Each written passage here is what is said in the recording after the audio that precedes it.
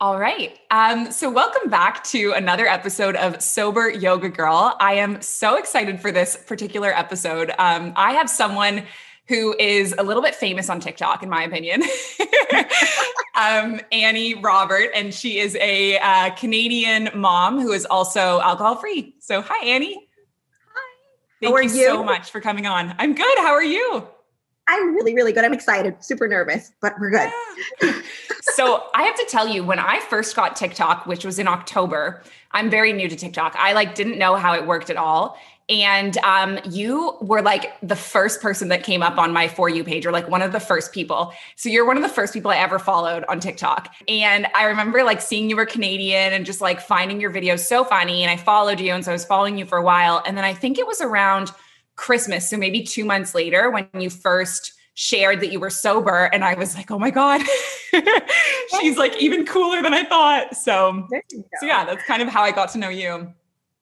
No, yeah, my video started, I joined TikTok in April with a big glass of wine. And in every video, I was drinking wine. It was the thing. In August, I gave up my big glass of wine, and you don't start talking about it right away because you're never sure, how it's going to play out or if you're going to go back to the big glass of wine.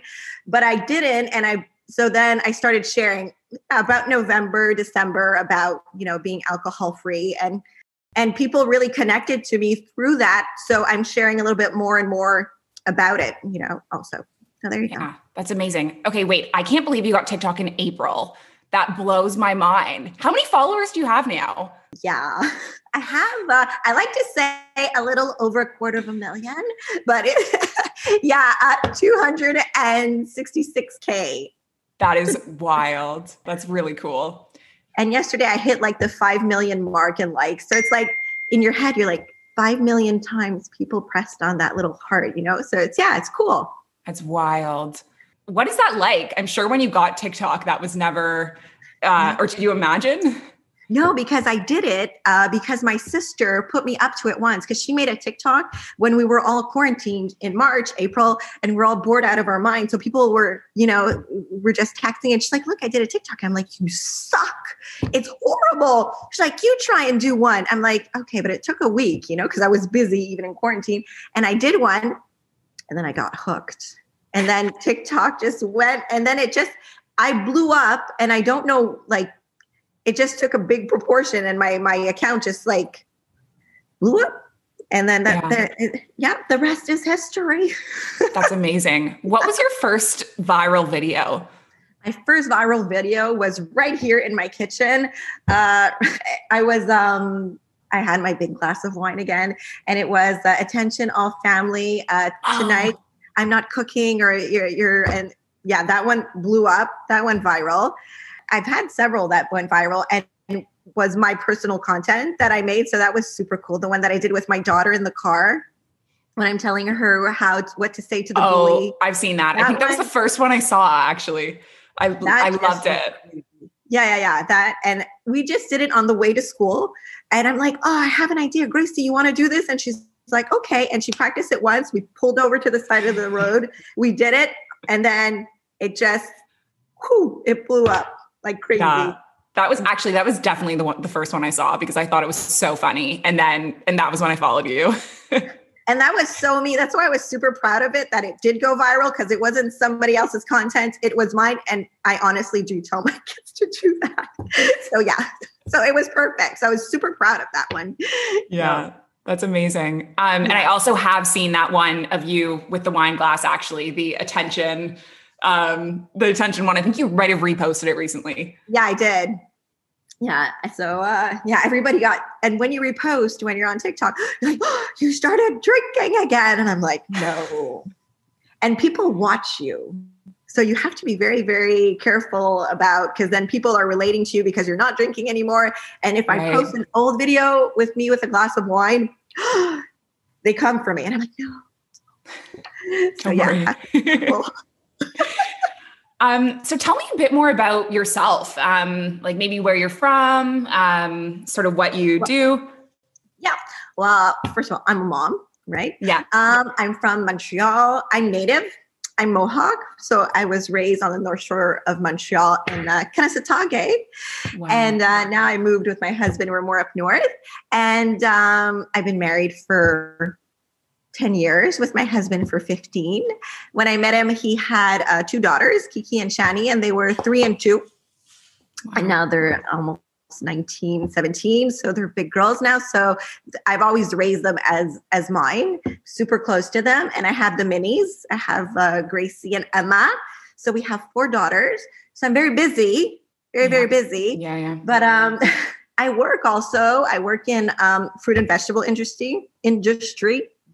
And I'm a photographer, and I'm starting my own clothing line slowly but surely. We're getting there. So yeah. That's amazing. Wow. You wear so many hats. Yeah. And I work out. That's my new thing. Since I don't drink anymore, I really put all my energy in that and my kids and, just bettering myself. That's not a word, but just. Tell me about, you mentioned that you stopped drinking in, when did you stop? August? Yeah. August 16th, when my daughter left for college. And it wasn't a plan. It wasn't a thing. I just cooked all day for her because I was making all her food for her apartment. And I was uber sad because we were very close. And I was like, oh my God, she's leaving. And I always thought I would throw a party. When your kids leave, you're like, yes, laundry, one's out of the house. I always thought I would have been that parent, but I got really, really sad. And something, I don't know what clicked, but I'm like, I'm not doing this anymore. And she was always there. Pretty much she had my back on everything. Let's say if I would drink, or she always took care of the little ones. And I'm like, I don't have that. She was my safety net. She was the one that was always, patching up what I couldn't do. And I'm like, I'm losing that. And I'm like, I can't. I have to be on the ball. So I just woke up the next morning and I was at the lake house and I packed everything up in record time, put the kids in the car. I'm like, we're going home. Summer is over. And I just quit. Wow. Just like that. And it was just kind of like, it wasn't something you planned. It wasn't planned. Yeah. And everybody was like, you'll never last, because I would drink all the time. I was the asshole that when you would come to my house, I'd be like, you have to drink. You can't. If you don't drink, we can't be friends. Mm-hmm. I was that person. And and now I'm this person. So it's weird, because nobody would ever thought that. Even my husband, he's like, I can't even believe you don't drink anymore. Sometimes he's like, in the beginning, he's like, this will never last. And here we are. And it did. I think I'm similar to you in that regard. Like, I was the kind of life of the party, always hosting parties, wine in the fridge, beer. And it as well for me was kind of an overnight thing. Like, it wasn't ever like stopping or starting. It was just like, okay, I'm done. I'm ripping the Band-Aid off. So I can totally relate to that. Yeah, because we host a lot. Like, I cook a lot. So I always have everybody over. And this summer is going to be a challenge for me. I'm like, because we're always at the lake and we have fun and we have friends. And all my friends are alcoholics. Oh my God. So how am I going to navigate through this? But I'm feeling very strong, and I'm not, it's just going to be you have to adapt, right? Because I don't know, it's going to be transitional. It's going to be special. Yeah. Like I remember we spoke for the first time when I was away. Remember New Year's Eve, Christmas. And I was like, I'm so stressed. And it went super well. I just focused on my kids and I focused on other things, and it went surprisingly well. But for sure, when I see myself, I'm like, oh, I'm going to have to do this. I'm going to have to do that. Like, when I can't really, and people, without being mean, or I think it's just like what I was doing as well, telling people, oh, you have to drink when you come to my house. I wasn't trying to be mean or an asshole about it, but my friends do that as well. They're like, oh, come on, have a drink. We're so much more fun. And so it's hard. Totally. It's like, I don't know what it is. It's something in our culture about like, I don't know, we think that you would need to have fun to drink. And it's almost like, I don't know, we're just habituated to be this way. Like, as you say, like, they're not trying to be mean. It's just kind of, I don't know. I know. It's like, if you don't have a drink in your hand. And my sister too, as well, is sober now. Today is her 1.5 years. Wow. Yes. And, and we always talk about it, because how people get so uneasy around us. And we always bring our wine without alcohol. So just because we have a glass in our hand, and I don't know, it makes them feel better to see us with something in our hands, which is not water or whatever. I pimp mine up. I put lemon in my water. I put ice. It looks like vodka, right? It's just the same difference. Exactly. And I don't know. It's just the hardest thing to my sobriety has been people around me. It's been the people and not me, because on the daily, I'm good, I'm strong, I'm feeling bad, like I'm feeling amazing. But it's to see people's reaction and what people say to you. It doesn't make me feel like that I need to drink, but it's just like it's fucking annoying. That's what it is. There's no other word. That's what it is. That's what it is. The social dynamics, I think, are the hardest part. And I see that a lot as a sober coach. It's like people, what really they struggle with is like how they're going to tell their friends, how they're going to tell their family, how they're going to go to social occasions. Like, you're talking about like the first vacation, the first summer, all of these firsts and just kind of like navigating that. Yeah, I think like we do it to one social event at a time, not to overthink it. And it's one day at a time. But yeah, it's all those things that I know I'll be fine, but it does stress me a little bit, but I know I'll be fine. But it's just like a little bit of anxiety of what are people, not about me. I have anxiety about what people how they're going to react, more or less. 100%. Yeah. So tell me a bit more about how you started drinking and sort of what influenced your drinking habits over time. When I met my husband, I had never had wine in my life. I had my first glass of wine when I went for dinner with him the first time. And then from there, it was a glass here, a glass there. And then maybe after my first child, I think my kids influenced my drinking. Yeah. But it's everything. Every time you have a hard day, every time you have this, it was a glass of wine, a glass of wine, a glass of wine. And it ended up, just accumulating. Since I would drink, it would be okay for me to drink here, drink there. And, I've already had a glass there, have another one here. So the glasses just accumulated, which accumulated to bottles. Like in a day, I would drink for sure a bottle. Sometimes I'd open another one and I'd finish it with grappa shots.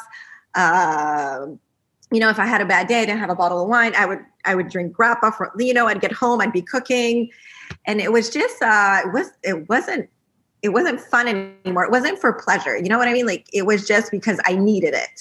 It wasn't, it's fun. Let's have a glass. Let's enjoy it. It was like, I need it to come down from something. Mm-hmm. Totally. Or help me navigate that moment but I had a lot of moments. So I had a lot of glasses. That's the thing. Yeah. So now I talk a lot with my husband. I'm like, I can't have a drink. So we're going to talk this out right now. I don't know what to do with all this emotion. And I remember we had a fight shortly after I stopped, and automatically I remember I'm in my truck and I go to call somebody on my phone to say, let's go for lunch. And I'm like, I don't want to go for lunch. Because if I go for lunch, I can't drink. Because automatically I caught myself.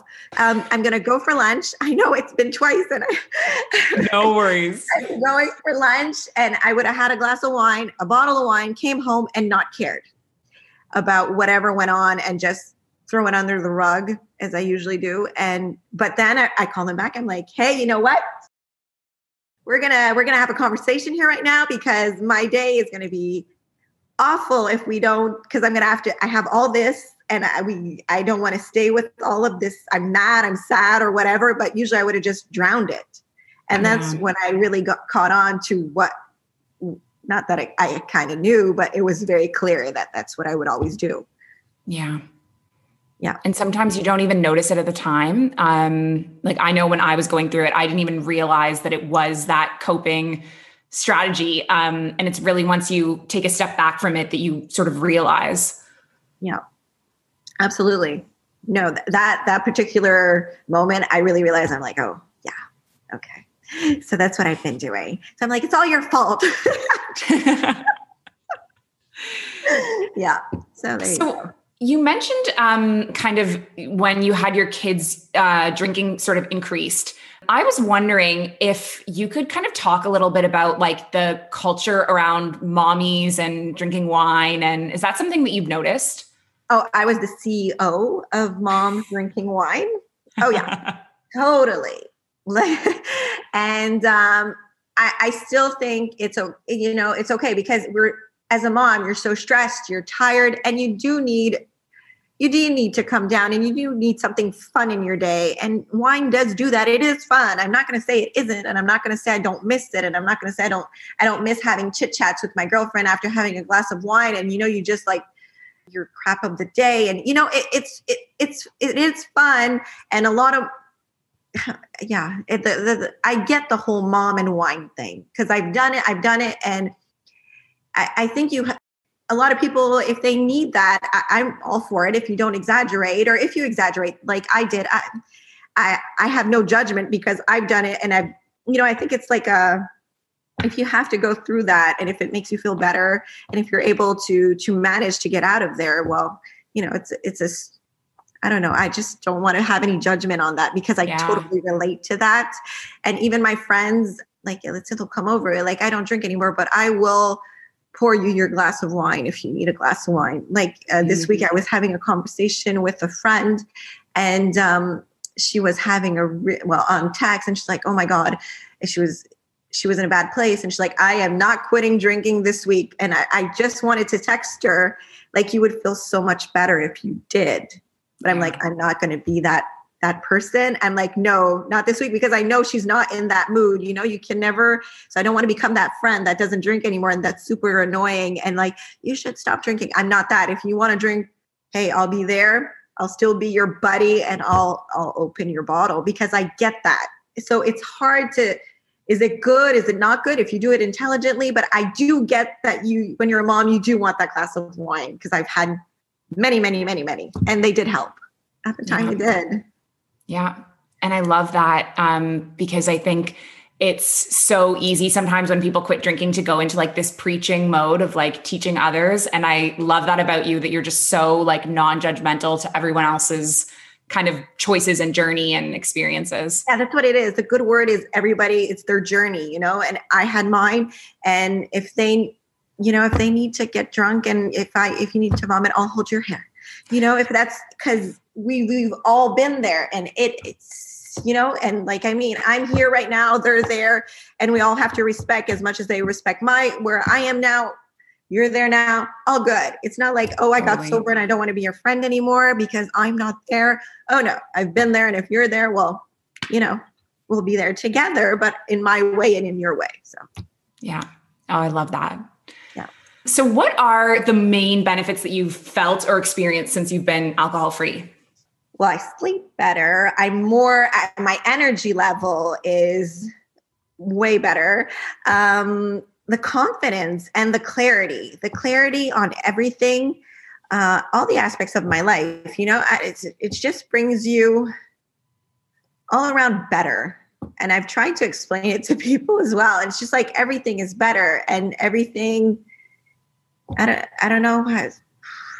It's just brought a confidence into me as well, because when you quit drinking and you're thriving through it, and you're getting, there's this confidence that builds up inside you. You're like, I'm doing it because you know how hard it was. I know how hard it was for me to give up drinking. So like, hey, I'm bad. Yeah.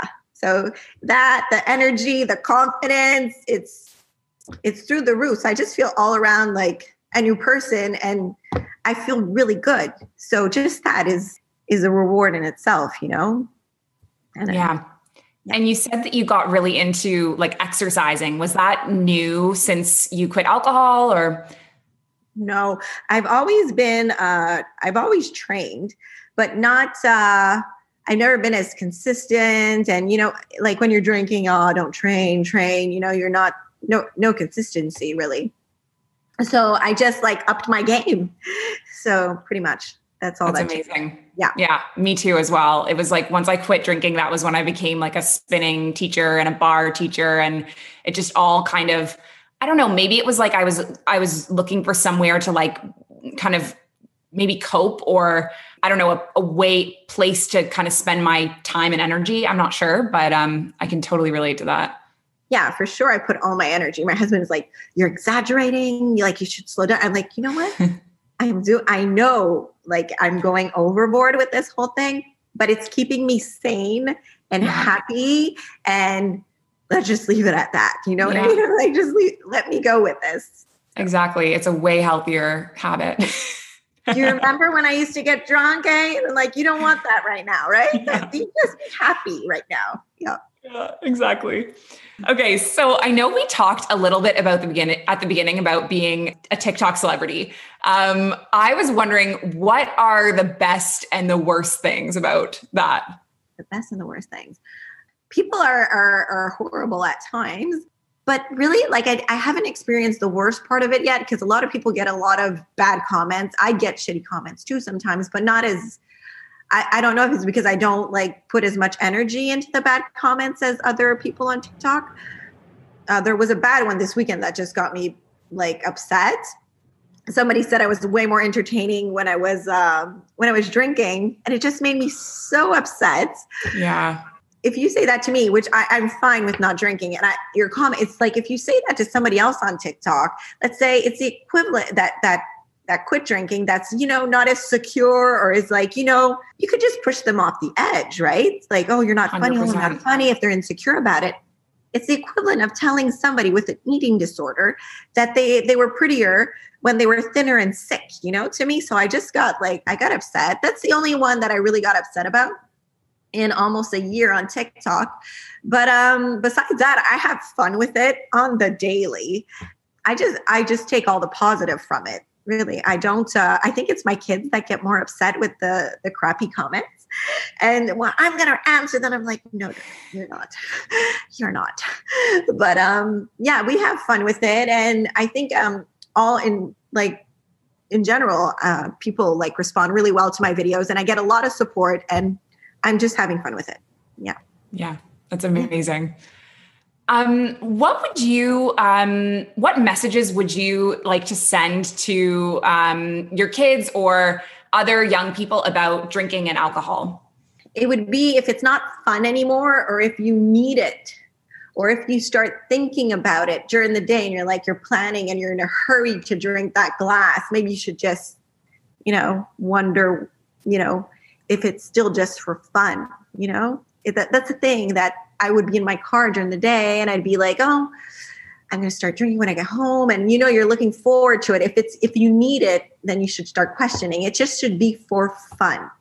Yeah. And if you need it, then you should probably question, is this still a good thing for me or not? Because it's super easy to go down and just it escalates quickly. So yeah. So that's pretty much it. Drinking is supposed to be for fun. And if it's something you need to have fun as well,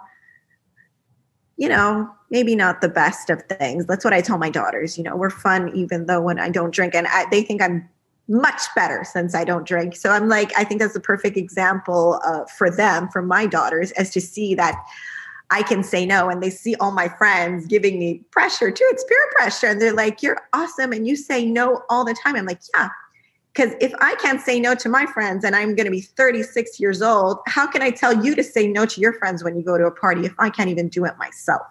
Yeah. So they're like, yeah, that's true. Because they're always like, don't do as your friends do, be your own person. And if I can't say no to my friends, often I'm like, my husband will go somewhere. He's like, I can't say no to this person.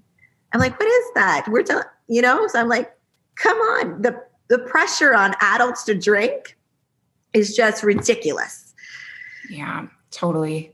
Yeah. So kids, it's supposed to be fun. I love that. Actually, when you talked about, I think I've seen some TikTok videos where your kids have said how happy they are when you don't drink. And it's so nice to see. I realize after I ask you that question that, kids really sort of watch our actions more than anything. And it's like, you don't even really have to tell them. They just see it in you. They see you role modeling this healthy and happy, positive life. And that must be so inspiring. That is the most rewarding thing in this whole process has been my kids. And when when somebody asks them, I'm like listening and they're like, she's amazing. She's quit drinking and she's so strong. We can't even believe it. So I'm like, oh, so they're super proud of me. So when your kids are proud of you, that's like, it's amazing. So that just keeps me going. Because in the beginning, my oldest one, she would be like, you're going out tonight. Are you going to be okay? Like, yeah, I'm going to be fine. Are you sure? And she was like a mom. I'm like, yeah. I'd come home because she would be babysitting the minis. You okay? I'm like, yeah, I didn't drink. Okay, good. So yeah, they're on the ball with me. Yeah. That's so cute. That's so nice that they're like fully in support of it. Oh yeah, they're funny and they're just amazing. That's my main goal, is not to disappoint them, for real. And myself, but yeah. It's amazing. Okay. What advice would you give to someone who wants to quit drinking? Be very prepared. Be very prepared, because people ask me this all the time. And I know it's different for everybody because everybody has different lifestyles. My lifestyle is usually, when we're not in a global pandemic, is a lot of socializing, a lot. It's restaurants, it's friends, it's dinners, it's cocktails, it's you name it.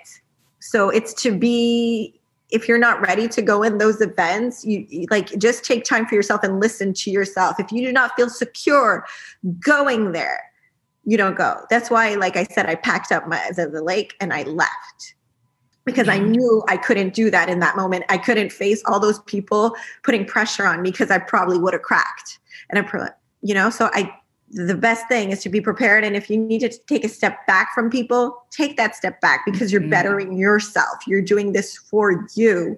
And it's hard. It is super, super, super, super hard, because you're going to want to drink, because you're going to want to miss it. Then you're going to have people bugging you to do it, like judging you. And with that, some are not nice, and some are just doing it without knowing that it's annoying. But there's so many aspects when you quit drinking that can like annoy you, because you're annoyed already because you quit drinking, and it's hard. So it's to be prepared, be very, very prepared, and take it one day at a time. And I think the thing that helped me the most, because people were like, how much time are you stopping for? And like, I don't know. I'm like, maybe drink in an hour. I'll maybe drink in a year, and I'll never drink again. Because the pressure of saying I'll never drink again is something that I didn't want to. I couldn't. So I don't know if I'll ever drink again. I don't know, but I know right now it's not for me. And I know right now that I cannot do it intelligently. So I'm not going to. So maybe one day I'll be in a place and with myself that I'll know that I can do it intelligently, and, but maybe I'll never be in that place. I don't know. But to me was not saying never again helps me a lot. Yeah. It was day and night for me. Yeah, absolutely. I think I can totally relate to that too. When I quit, it was like, okay, 28 days, okay, 90 days, okay, a year, okay, forever, because the idea of forever is just so daunting to begin with. Yeah. Just the words, you're like, oh my God. And then you don't want to fail. And you're like, never again. It's just the pressure of saying never again. And it's a lot of pressure to say that. So just not saying that, I think, was key for me. And just saying, you know what, maybe I'll drink in an hour. You can't judge me, because I don't know when I'll be ready. So that took off so much, pretty much that. Awesome. Well, thank you so much for coming on the podcast. Honestly, I'm like slightly a bit starstruck. Like, it's so cool to meet someone that you've been like watching through your screen for so long. Really. Oh God. So, and I will put in the episode link your TikTok handle and your Instagram handle, so that my followers can check you out and see what I'm talking about with all the funny, cute videos. Awesome. Thank you. This was so nice. It's nice to meet you too. And have an awesome day. Enjoy your Tim Hortons. And we'll see you soon. Okay. Thank you, sweet. Bye-bye. Thank you, Annie. Bye. Bye.